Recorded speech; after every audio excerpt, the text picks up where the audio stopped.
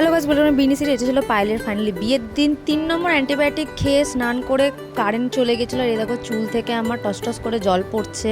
আমি খুব চিন্তায় পড়ে গেছিলাম যে কি করে আমি হেয়ার ড্রায়ার দিয়ে চুল শাকাবো, আরও আমার ঠান্ডা না লেগে যায়। তারপরে ফাইনালি কারেন্ট এলো আর আমি এখানে ঝটপট করে রেডি হচ্ছিলাম, যতটা তাড়াতাড়ি রেডি হওয়া যায় আর কি। আর আমি ওই দিনকে না ভেবেছিলাম চুলটা আর কি একটু কার্ল করব, বাট আমি অনেক চেষ্টা করছিলাম বাট নিজে নিজে কার্ল করতে পারিনি বলে এই যে আমার হেল্পার চলে এসছে, ও খুব সুন্দর আমাকে কার্ল করে দিয়েছে।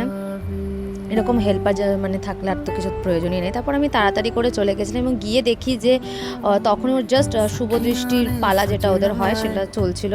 তারপরে এই যে আমাদের বান্ধবী ললিতা গন্ধের সাথে আমার মিট আপ হয়ে গেল, সবাইকে খুব সুন্দর এবং খুব মিষ্টি লাগছিল। তারপরে আবার কি স্টলে চলে গেলাম। অবভিয়াসলি আমরা খুব ভুক্কার খাওয়া দাওয়া করতে এখানে দই বড়া, মশলা, কোল্ড ড্রিঙ্কস আরও অনেক কিছুই খেয়েছিলাম, সেগুলো আর ভিডিওতে দেখায়নি। তারপরে এই যে ওদের বিয়ের যা যা রিচুয়ালস হয়, আর পায়েল এখানে দেখো এত মিষ্টি করে তাকাচ্ছিল ওর বরের দিকে, লিটারালি আমরা দেখে প্রেমে পড়ে যাচ্ছিলাম ওকে, যে ওকে খুব মিষ্টি লাগছিল। তারপরে ব্যাস মুখটা তো একদম চেঞ্জ হয়ে গেল সিঁদুরদানের পর, ওকে সত্যি খুব সুন্দর লাগছিল।